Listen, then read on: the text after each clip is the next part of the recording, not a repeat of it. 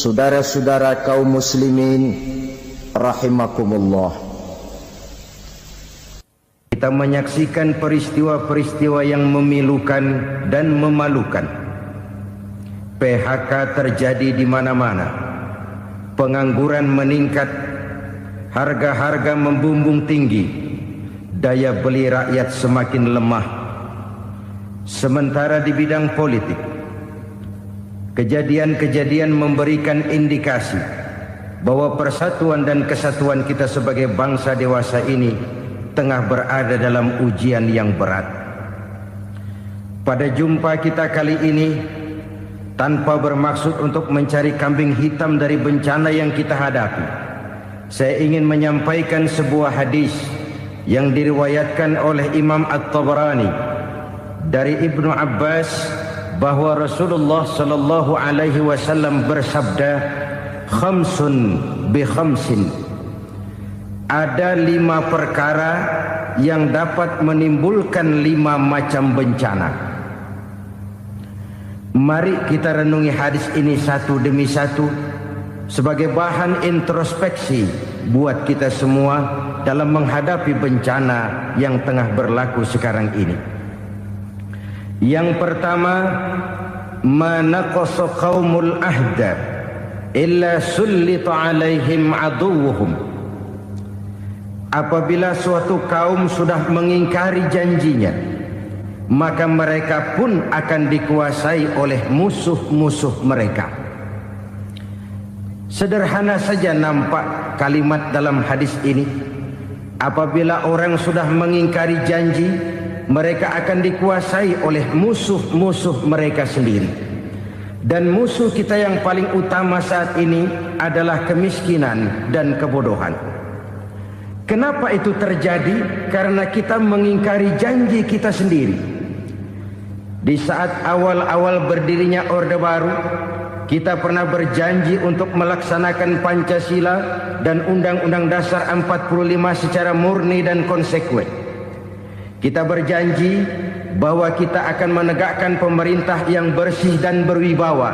Itu semua pada permulaannya. Waktu demi waktu berjalan, kita lupa dengan janji yang kita ucapkan itu. Ketuhanan yang Maha Esa kita ucapkan, tapi kesetanan yang luar biasa yang kita lakukan. Kemanusiaan yang adil dan beradab yang kita dengungkan, tetapi kemanusiaan zalim dan biadab yang kita praktekkan. Sederhana saja saudara, hampir setiap pejabat pada posisi-posisi kunci, di awal-awal ia memangku jabatan itu, biasanya ia mengucapkan sumpah dengan lafaz demi Allah, bahwa dalam melaksanakan jabatan ini saya tidak akan menerima hadiah atau pemberian dalam bentuk apapun. Itu pada permulaannya.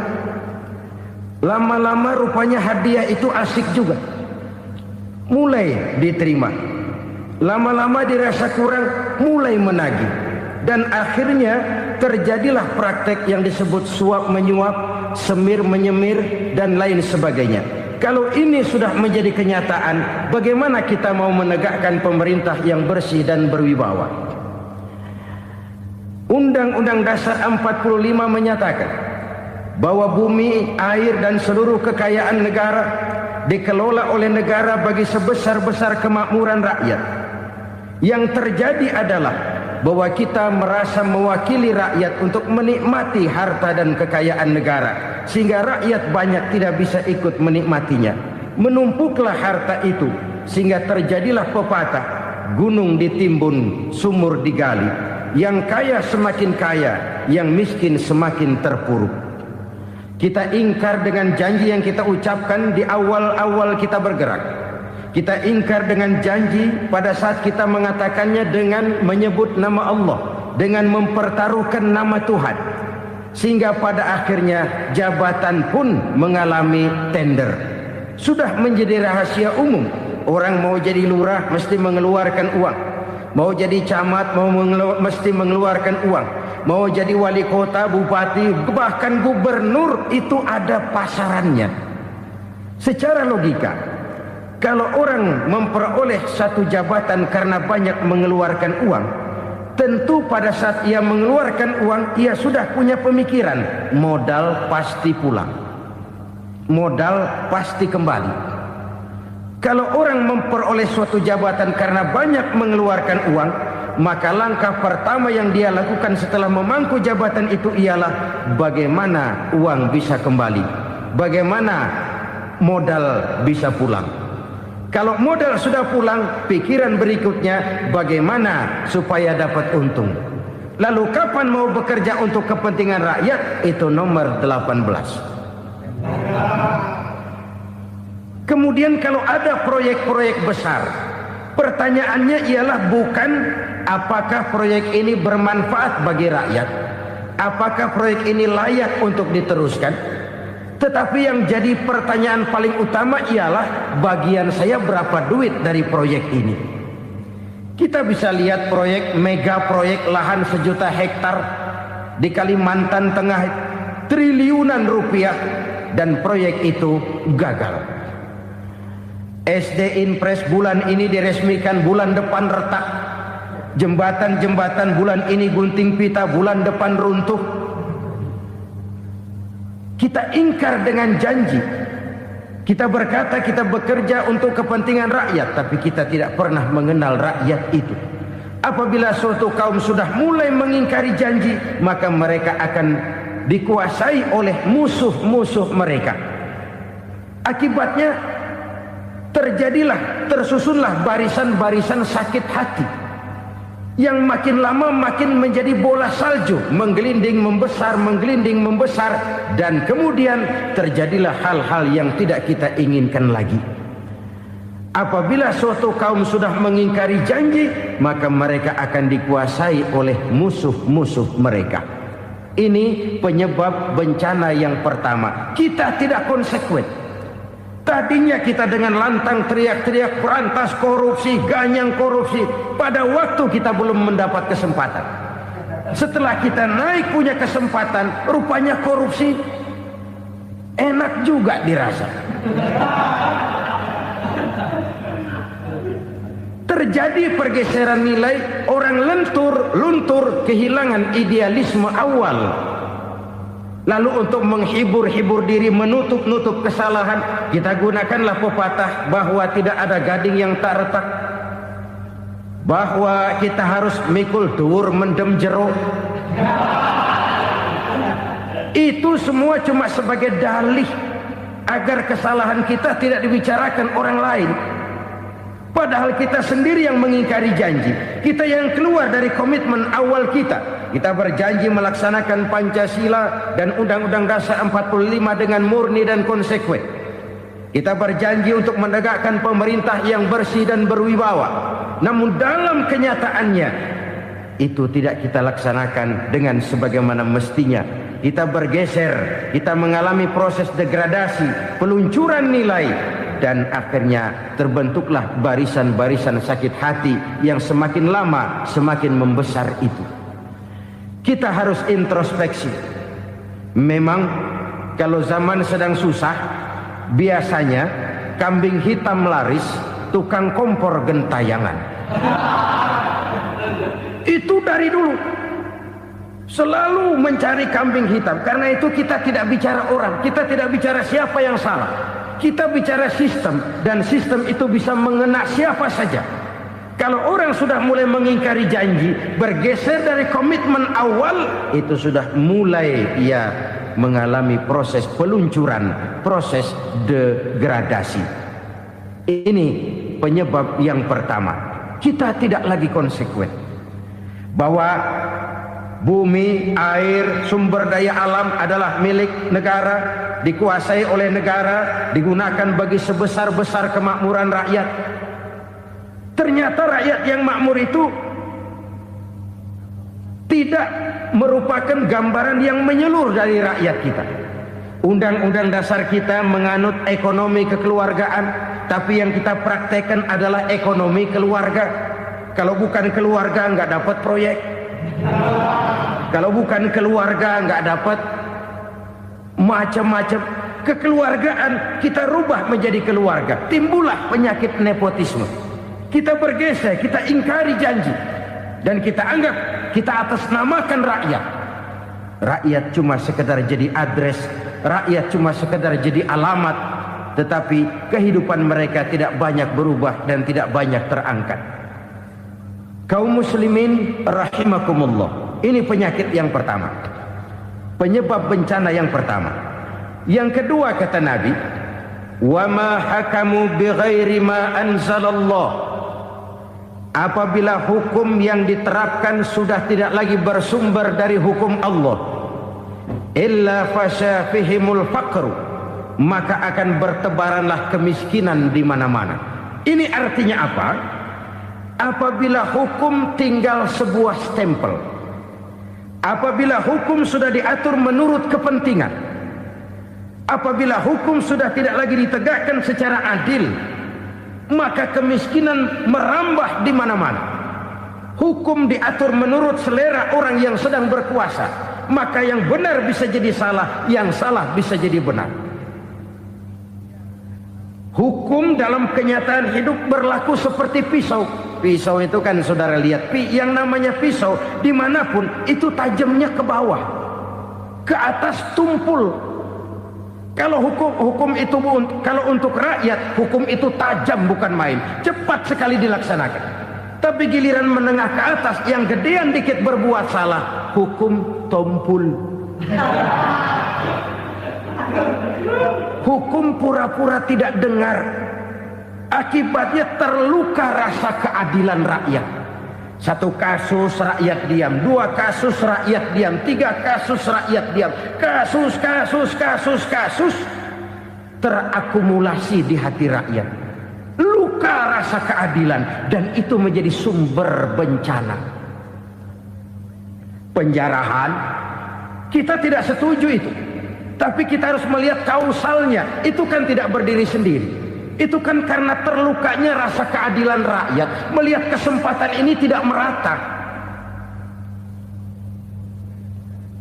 Kalau rakyat ini yang ngajukan kredit ke bank, walaupun jumlahnya cuma jutaan, ratusan ribu, susahnya 17 setan.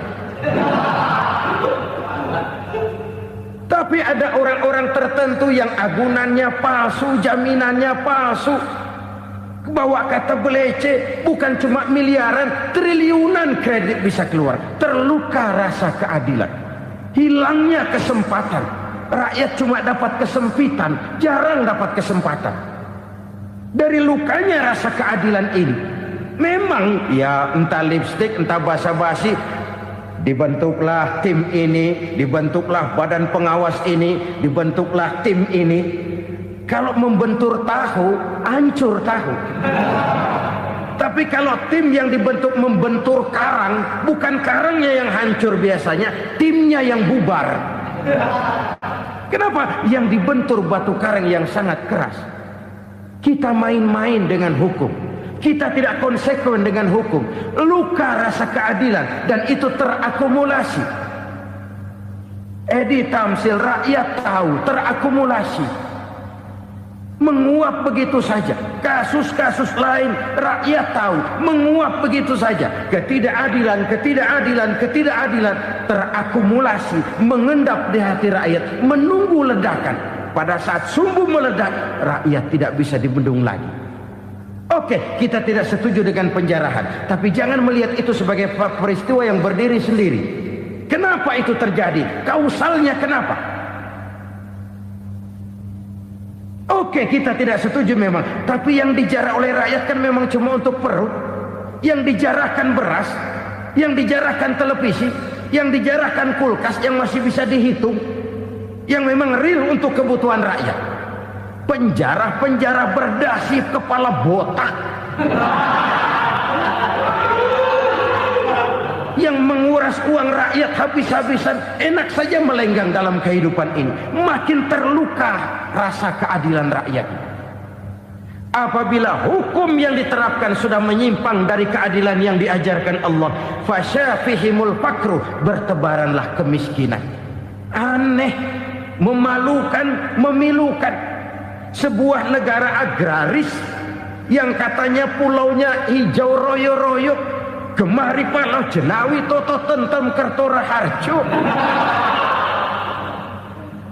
yang tahun 93 pernah mendapat penghargaan dari FAO, Badan Pangan Sedunia, sebagai negara yang berhasil dalam swasembada pangan. Sekarang ini kita terpaksa betul beli beras dari Vietnam, beli beras ke Kamboja, beli kedelai dari Kamboja. Kenapa? Lahan sawah kita habis ditanami pabrik. Teknologi kita, teknologi loncatan yang non-applied, tidak terpakai oleh kita. Lantas lahan yang tidak bisa kita tanami, kita paksakan lahan-lahan gambut menjadi tanah pertanian yang subur dengan biaya triliunan, dan kita gagal. Kita cari jarum dan kapak hilang.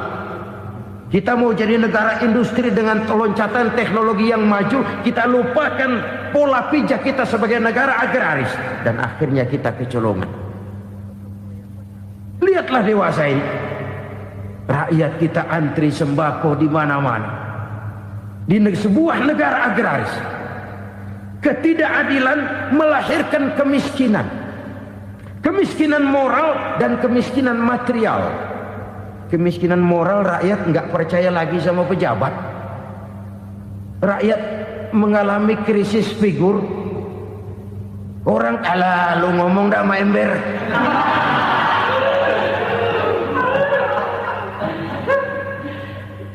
Penataran yang menghabiskan biaya miliaran itu melahirkan pejabat-pejabat korup. Pengawasan yang menghabiskan biaya miliaran itu ternyata impoten, mandul. Kemiskinan moral.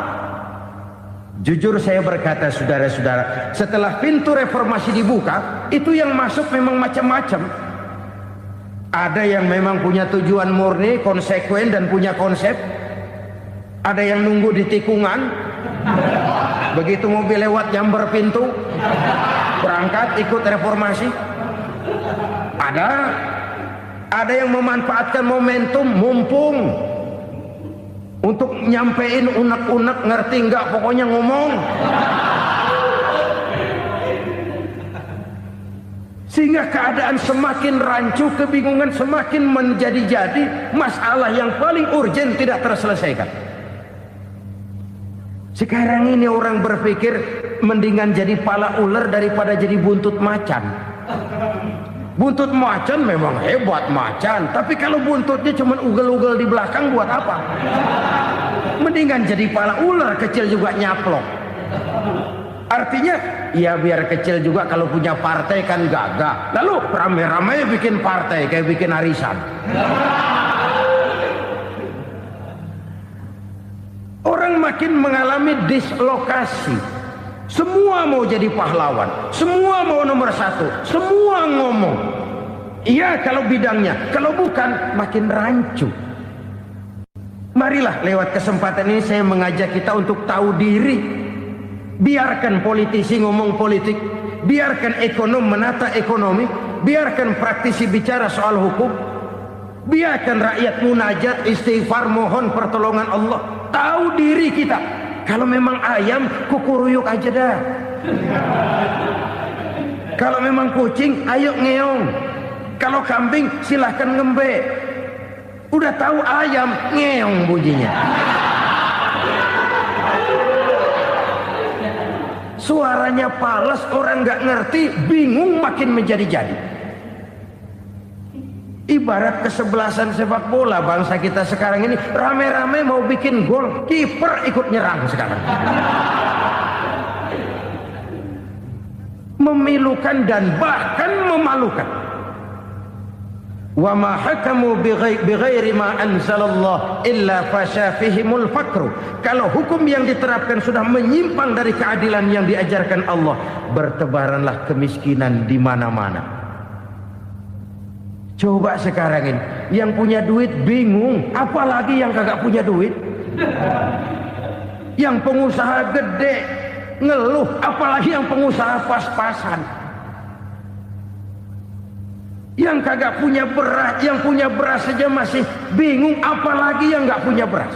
Ini sudah demikian merata. Dulu kita kagum mendengar konglomerat kelas buadah, kelas-kelas yang seakan-akan cuma ada dalam khayalan mereka, punya kekayaan miliaran dolar, triliunan. Sudahlah, seolah-olah nggak terjangkau sama kita. Weh, ternyata yang gede-gede itu juga gede utangnya. Dan rontok satu demi satu. Ternyata rakyat selama ini cuma dialamatkan, cuma dijadikan address. Rakyat yang tidak banyak ngerti persoalan ini harus menanggung hidup ini begini berat, harus menanggung beban hidup ini begini tinggi. Daya beli semakin lemah, semakin terpuruk dan terpuruk, sedang keadaan belum juga banyak berubah. Yang hutang sama luar negeri itu kan bukan rakyat kecil, Ciano. Yang banyak nyimpen dolar juga kan Ciano. Rakyat kecil bocah kampung mah jangankan nyimpen dolar, ngelihat juga tumben. Kemana kita mesti bercermin? Sekali lagi saya mengatakan, maaf, kita tidak bermaksud mencari kambing hitam. Karena itu kita tidak bicara orang, kita bicara sistem, kita bicara keadaan. Beginilah yang dikatakan Nabi, penyebab timbulnya bencana, hukum yang ditegakkan tidak lagi berorientasi kepada keadilan, tapi berorientasi kepada kepentingan. Akhirnya bentuk hukum seperti pisau, tajam ke bawah, tumpul ke atas. Hukum cuma buat rakyat kecil, tetapi kelompok menengah ke atas kadang-kadang kebal dari perlakuan hukum. Maka bertebaranlah kemiskinan. Iya, kemiskinan moral berupa lukanya rasa keadilan. Kalau rasa keadilan terluka, orang kan nunggu kesempatan, saudara. Iya, dia nggak bisa ngomong. Iya, dia nggak sanggup action.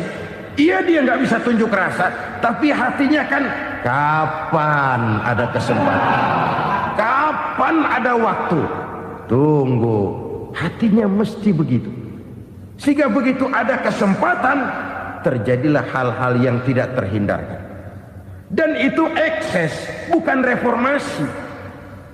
Jangan seperti sebuah dialog saya dengan seorang abang beca. Saya bertanya, bang, ya, abang tahu nggak reformasi? Tahu. Ustadz, apa? Pembakaran. Terus penjarahan. Lalu perkosaan. Itu reformasi. Itu yang saya lihat.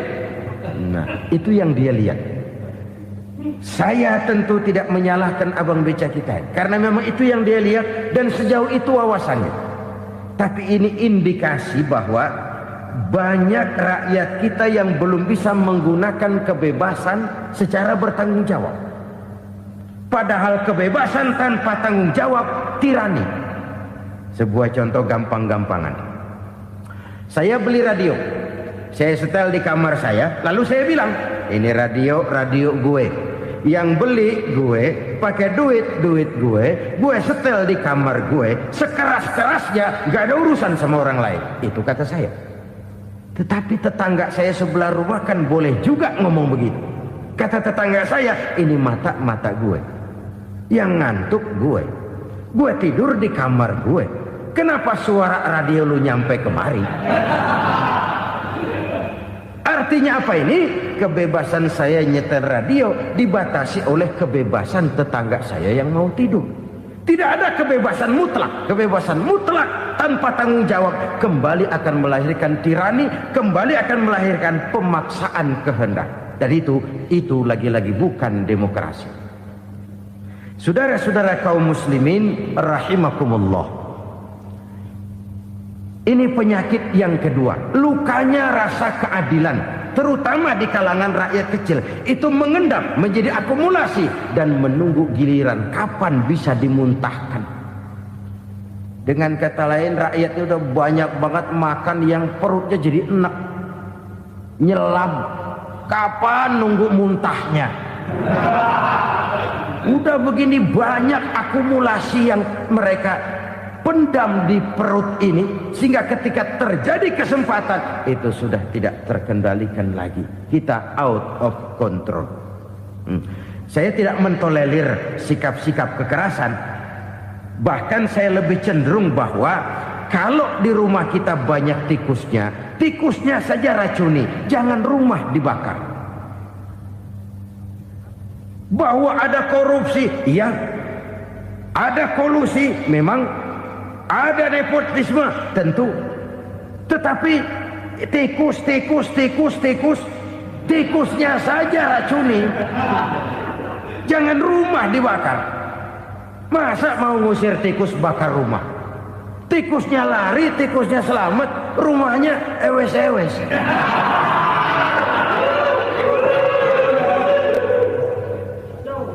Tikus selamat, rumah nggak punya, masalah nggak terselesaikan dengan sebagaimana yang kita harapkan. Kita sepakat ini negara hukum, dan di hadapan hukum semua manusia itu sama. Itu prinsip yang diajarkan Allah. Al-musawat bainan nas fi takalifil ahkam. Semua manusia sama dalam berhadapan dengan hukum Allah Subhanahu wa taala. Kalau hukum sudah pandang bulu, itu jelas yang enak yang banyak bulunya. Siapa yang banyak bulunya? Monyet. Kalau hukum pandang bulu, monyet keenakan. Saudara-saudara kaum muslimin rahimakumullah, introspeksi. Mari kita bercermin bagaimana perjalanan hukum selama ini. Kalau introspeksi ini kita temukan, lalu ada upaya untuk memperbaiki diri. Jangan menggunakan tak ada gading yang tak retak, mikul duwur mendem jero untuk menutup-nutupi kesalahan orang. Padahal kesalahan itu sedemikian besar. Padahal rakyat kita tiap hari antri sembako. Ada yang sehari sekali makan. Ada yang makan sudah bercampur tiwul. Ada yang nasi sudah dicampur pisang, balik jadi orok lagi. Macam-macam upaya rakyat untuk menangsal perut ini. Lalu rakyat ditenang-tenangkan, lebih baik puasa Senin Kemis sambil menghadapi krisis ekonomi. Kenapa rakyat yang disuruh puasa? Kenapa bukan pejabatnya yang puasa lebih dulu untuk kemakmuran rakyat? Kalau rakyat yang memang perutnya udah gepeng disuruh puasa, makin krempeng perutnya. Artinya pejabat harus punya sense of politik. Ya, tidak, puasa itu kan tidak cuma Senin Kemis saja. Puasa itu puasa perasaan, puasa menghargai perasaan yang sedang kondisi yang sedang dihadapi oleh rakyat. Bagaimana rakyat yang tengah antri sembako melihat pejabatnya lewat dengan mobil yang harganya sampai 1 miliar. Oh, inilah pemimpin saya. Luka lagi rasa keadilannya. Kita tidak tenggang rasa. Puasa dalam artian itu pun akan menolong menegakkan semangat kebersamaan, membentuk semangat kebersamaan. Saudara-saudara kaum muslimin rahimakumullah, penyebab bencana yang ketiga dikatakan oleh baginda Nabi,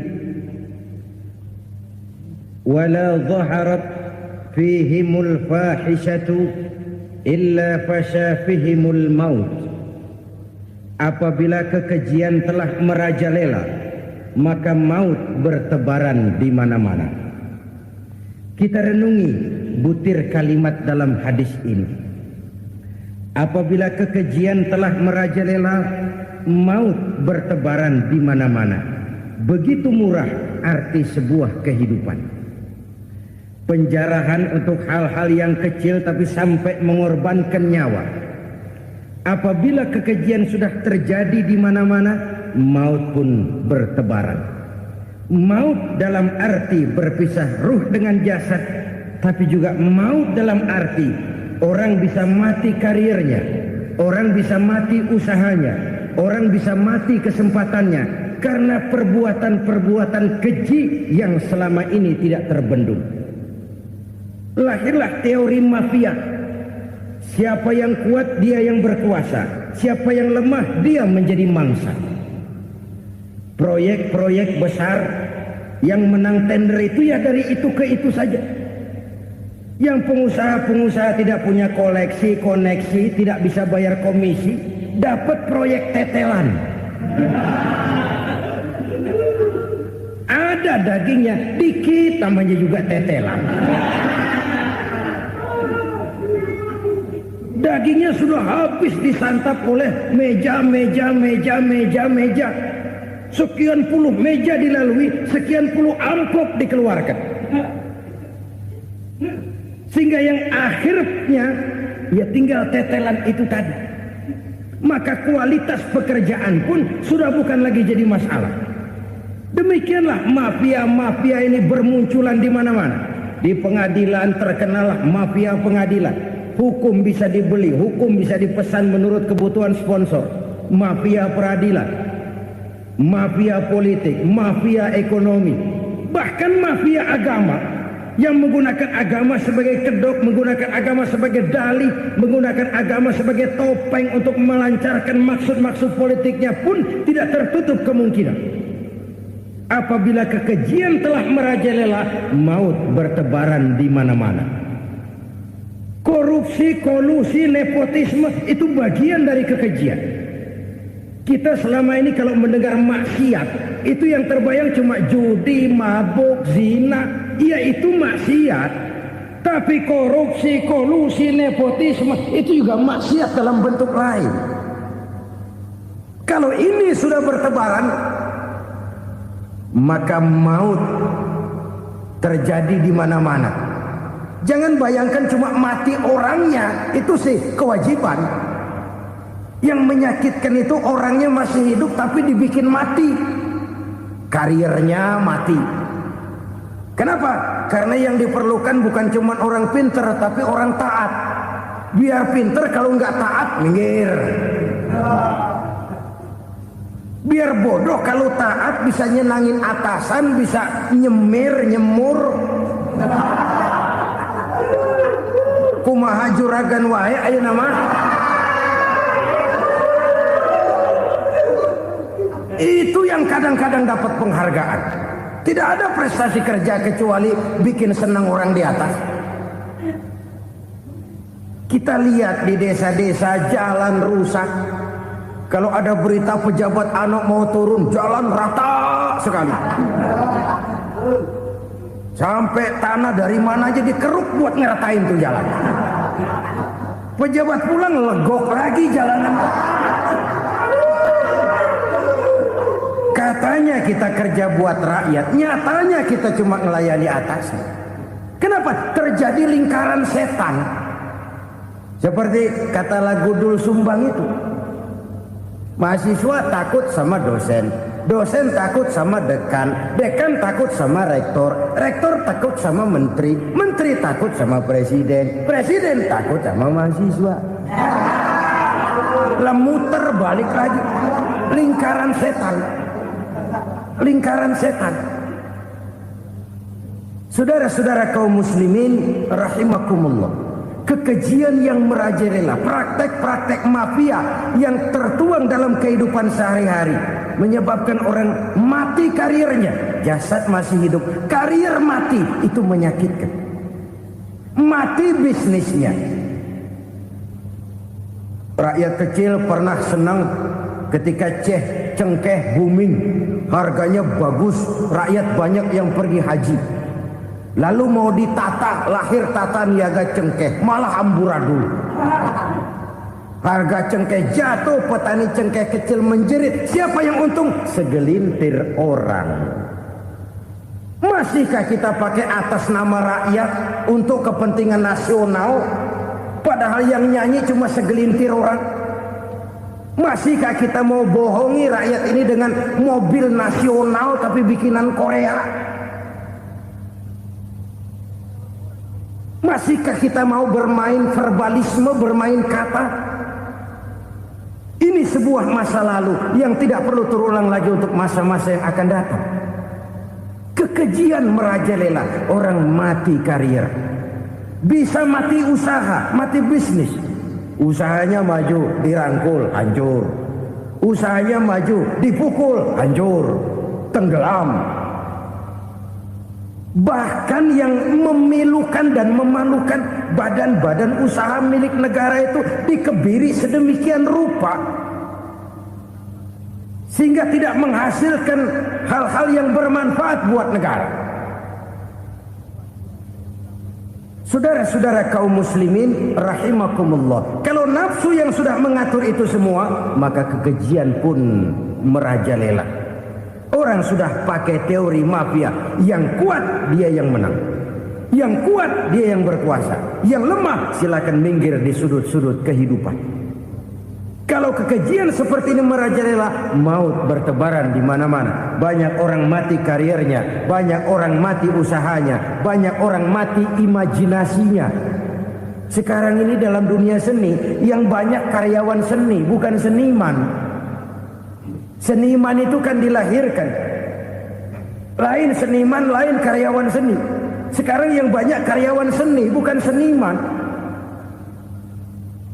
Mati karir, mati imajinasi, mati improvisasi. Sehingga kehidupan persis sinetron. Sinetron itu yang kita lihat rumah mewah, yang kita lihat rumah bagus. Gak pernah kita lihat di sinetron kita ini rakyat antri sembako. Kita dijejali hal-hal yang indah, yang wah, yang membuat kita tenggelam dalam gaya hidup instan, tenggelam dalam gaya hidup wah. Kita lupa dengan realitas keseharian di tengah-tengah masyarakat kita. Lahirlah kelompok-kelompok selebritis, dibesarkan oleh berbagai media. Selebritis pilek aja masuk koran, pilek.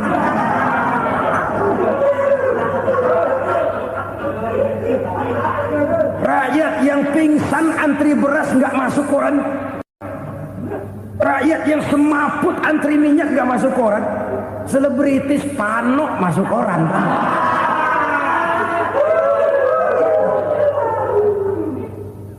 Kita besarkan hal-hal kecil, kita kecilkan hal-hal besar. Kenapa? Kita mengejar oplah, kita profit oriented, tidak lagi berorientasi kepada realitas hidup yang kita hadapi ini. Kalau kekejian sudah merajalela, kata Nabi, maka maut bertebaran di mana-mana. Maut dalam artian maut, coba lihat sekarang begitu murah nyawa. Karena 1000 perak orang mau nusuk bunuh. Karena beras seliter orang khilaf. Begitu murah kehidupan. Tapi kekejian dalam bentuk korupsi, kolusi, nepotisme, kekejian dalam bentuk itu mematikan karier, mematikan bisnis, mematikan imajinasi, mematikan kreativitas. Itu juga maut dalam bentuk lain akibat kekejaman lain. Ini penyebab yang ketiga. Yang keempat, penyebab bencana menurut baginda Rasul, wala tuffiful mikyala illa muni'un nabat. Apabila timbangan sudah dicurangi, maka tercegahlah tumbuh-tumbuhan. Apabila timbangan sudah mulai curang, maka terjadilah musim paceklik. Apabila bisnis sudah bergaya mafia tadi itu, kecurangan-kecurangan terjadi, tender di balik pintu, yang dimenangkan cuma kelompok-kelompok yang bisa memberikan presentasi yang besar, muni'un nabat, terjadilah paceklik. Paceklik, panen gagal. Wereng, ya wereng. Kemarau panjang, it's okay. Air sulit, iya. Tetapi kan semua itu ada yang ngatur. Kemarau ada yang ngatur, belalang itu ada yang ngatur, air itu juga ada yang ngatur. Yang ngatur itu yang serba maha. Kalau ia murka melihat kecurangan timbangan, Allah itu kalau murka kan gampang saja, tinggal komandoin balang, lang, hancurin tuh sawah. Konvoy belalang, konvoy. Allah tinggal ngutik angin El Nino. Mampir lo ke Indonesia, hujan nggak turun-turun, kemarau panjang. Jadi kalau musim kemarau kan namanya anginnya El Nino. Kalau musim hujan anginnya namanya La Nina. Cakep namanya, kejem orangnya. Saudara lihat Cina sekarang sedang kena La Nina, banjir besar, ribuan orang meninggal. Dia mah ribuan mati kagak berasa, rakyatnya miliaran. Bangladesh lagi ngalami La Nina, India lagi ngalami La Nina. Angin, hujan, kemarau, belalang itu kan ada yang ngendaliin. Kuncinya bukan di belalangnya, kuncinya bukan di peredaran matahari berputar, kuncinya di atas yang mengatur semua itu. Kalau timbangan sudah mulai curang, pengusaha sudah nggak mau jujur, apa nggak bikin perut jadi mual. Begitu rakyat antri sembako pingsan nggak dapat beras, sementara beras ditumpuk-tumpuk sampai membusuk. Kemana hati nuraninya? Kemana akal pikirannya? Kemana mereka yang berbuat atas nama rakyat tapi melihat rakyat susah tidak tergerak hatinya? Apabila timbangan sudah mulai dicurangi, bisnis sudah mulai melenceng, maka terjadilah paceklik. Sebuah negara yang berhasil dalam swasembada pangan, lalu sekarang menjadi negara yang rakyatnya antri untuk memperoleh kebutuhan pangan. Saudara-saudara kaum muslimin rahimakumullah, ini intinya adalah kecurangan. Kalau kecurangan sudah terjadi di mana-mana, dan ini milik siapa saja, bukan soal tempat, bukan soal jabatan, soal manusianya, SDM-nya. Kecurangan tidak cuma terjadi di kantor, di masjid bisa terjadi kecurangan. Korupsi tidak hanya bisa terjadi di kantor, di madrasah bisa ada korupsi. Faktor manusianya, ini soal SDM. Kecurangan yang besar tentu besar lagi kerugiannya. Kecurangan yang kecil, kecurangan sehari-hari, pedagang-pedagang kecil ngurangi timbangan, barang yang buruk dikatakan baik, yang baik dikatakan buruk, itu merugikan perorangan. Kecurangan yang besar merugikan bangsa dalam bentuk total, dalam bentuk seutuhnya. Nah, kecurangan-kecurangan seperti ini rakyat kan lihat, rakyat kan tahu, dan itu kembali terakumulasi di sini, pegel. Dan jangan lupa, rakyat yang nggak ngomong itu, rakyat yang nggak bersuara itu, batinnya menjerit, jeritannya menggoncang aras, dan itu didengar Allah. Yadullah fauqal jamaah, kata Nabi, tangan Tuhan di atas orang banyak. Jeritan hati rakyat menggoncang aras. Rakyat yang terlalu banyak dizolim, rakyat yang terlalu banyak dirugikan, ya rakyat yang terlalu banyak di atas namakan, menjerit batinnya, menggoncang aras, dan Allah bisa menggerakkan apa saja untuk membuat satu situasi.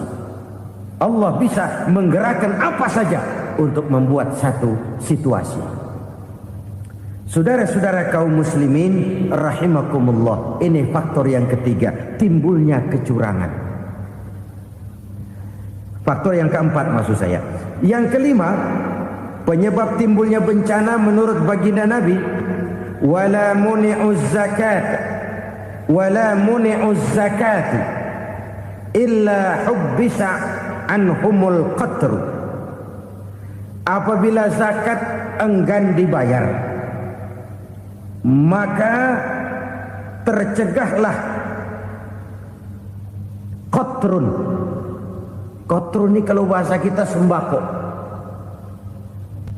Maka tercegahlah kebutuhan-kebutuhan yang kita perlukan. Ini, kita tidak meragukan bahwa yang kita tuju adalah masyarakat yang adil dalam kemakmuran dan makmur dalam keadilan. Nah, antara kemakmuran dan keadilan ini memang sering tidak bisa berjalan seiring. Pada saat kemakmuran kita kejar, ekonomi kita pacu, ada nilai-nilai keadilan yang tertinggal. pada saat nilai keadilan kita tegakkan benar-benar, ada unsur-unsur kemakmuran yang terabaikan. Oke, kita bisa mengatakan kasus. Oke, kita bisa mengatakan itu sebagian kecil. Tapi kalau sebagian kecil, lama-lama kan jadi sebagian besar. Oke, kita mengejar kemakmuran. Pertanyaannya, kemakmuran untuk siapa? Oke, kita berikan kelompok tertentu kue yang besar dengan harapan nanti dia bagiin kuenya kepada yang kecil-kecil. Tapi kenyataan, mereka yang dapat kue besar akhirnya malah lupa diri dan lupa daratan. Mau makin besar, malah memeras yang kecil-kecil ini. Sekarang kan yang kecil modali yang besar. Ramai-ramai buka bank, ternyata kamuflase. Uang banknya untuk kredit perusahaannya sendiri. Nasabahnya rakyat kecil. Artinya apa? Rakyat kecil disuruh modalin orang yang udah gede. Ini kan sumber geledek urusan.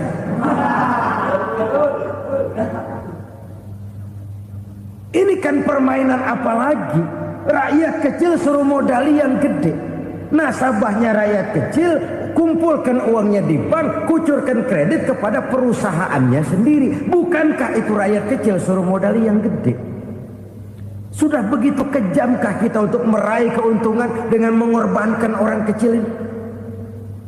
Sudah tidak bicara lagi kah nurani kita melihat penderitaan orang yang semakin susah ini? Kalau zakat enggan dibayar, padahal zakat 2,5% saja, 2,5% saja. Kalau itu pun enggan, kalau zakat saja enggan, bagaimana pula yang namanya sedekah? Bagaimana pula yang namanya infak? Bagaimana pula yang namanya santunan, bantuan? Kadang-kadang lipstick nyumbang si nyumbang, cuman nyolongnya lebih gede. Ini namanya sumbangan lipstick. Buat lipstick itu kan buat ngumpetin bibir pucat. Itu fungsi utama lipstick. Buat ngumpetin korupsinya, nyumbang kegiatan-kegiatan sosial. Tapi yang dia korup lebih gede dari yang dia sumbangin. Lipstick kamuflase. Nepu kata anak sekarang.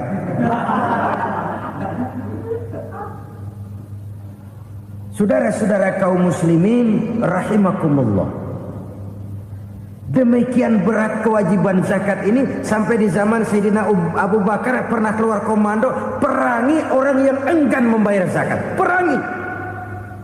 Karena fungsi zakat adalah menjembatani antara si kaya dengan si miskin.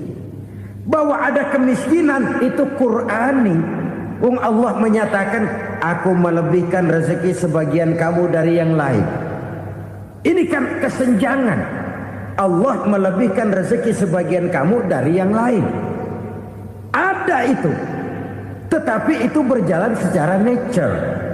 Nah, kalau direkayasa, yang kaya semakin kaya, yang miskin semakin terpuruk, yang sudah besar dapat proyek besar, yang kecil dapat tetelan. Ini kan rekayasa namanya. Kesenjangan yang direkayasa ini yang kita harus kikis. Nah, fungsi zakat menjembatani dari sisi sosial. Dari sisi pribadi, Nabi berpesan, zakku amwalakum biz zakat. Bersihkan hartamu dengan zakat. Sekarang ada istilah nyuci uang. Uang hasil korupsi itu bisa dicuci, dijadikan uang bersih. Bukan pakai rinso, bukan. Pakai politiknya koruptor, diolah sedemikian rupa sehingga jadi uang resmi. Sudah memutik, itu termasuk yang disebut kejahatan kerah putih, white collar crime. Kejahatan kerah putih, kejahatan pakai dasi, kejahatan kelas kakap. Makanya orang mendingan goblok kagak bener daripada pinter kagak bener. Goblok kagak bener itu gampang ngurusinnya. Pintar kagak bener, ini yang berabe bener ngurusinnya.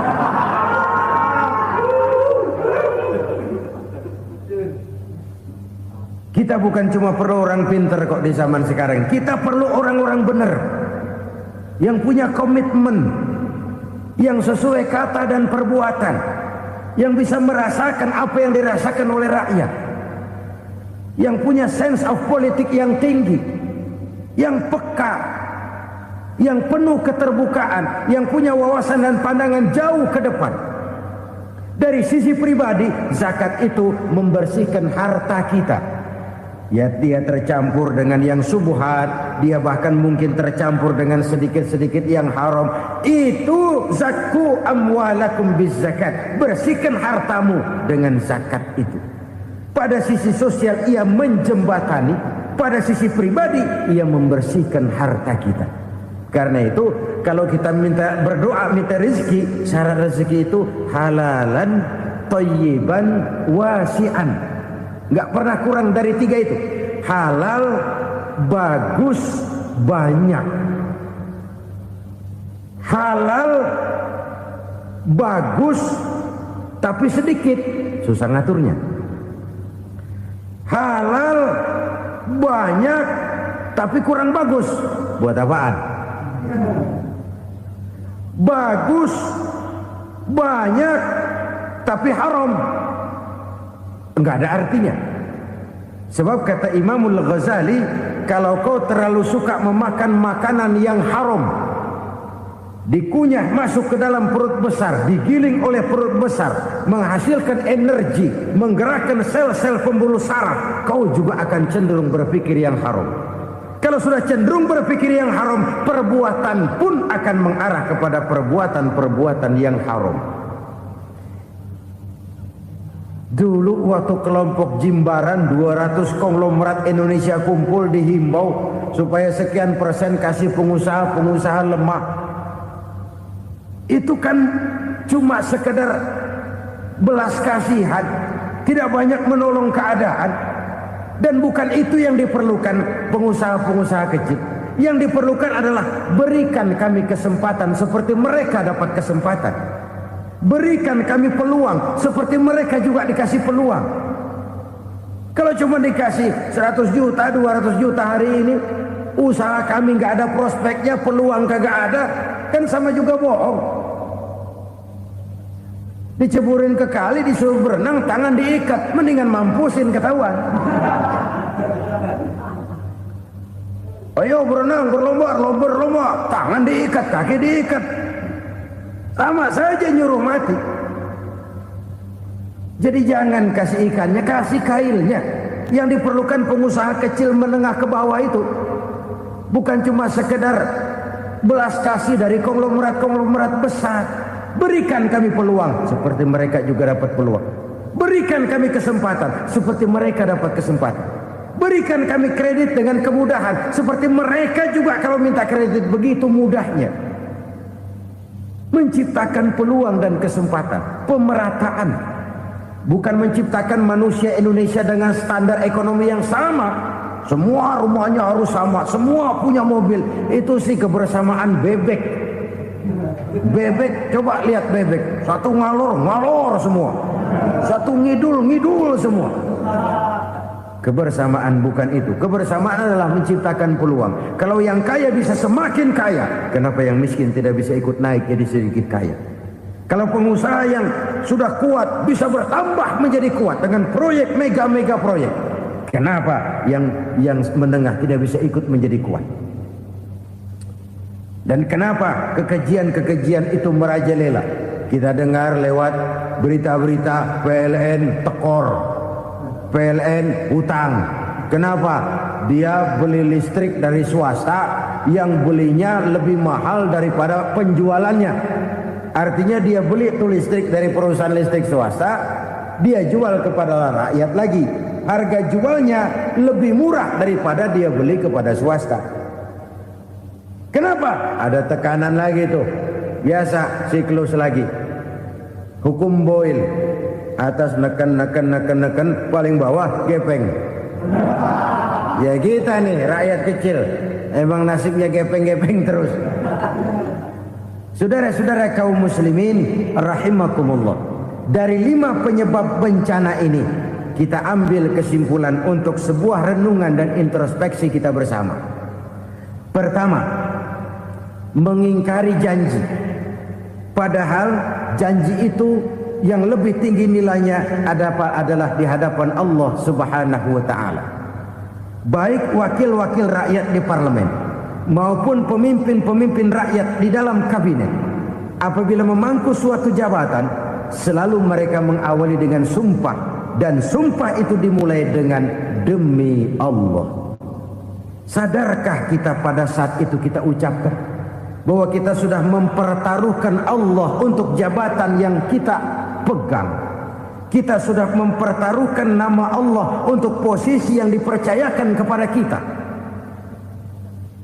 Sadarkah kita bahwa menyia-nyiakan itu satu dosa yang sangat besar, yang tidak hanya kepada Allah tetapi juga kepada rakyat yang kita wakili, kepada rakyat yang kita pimpin.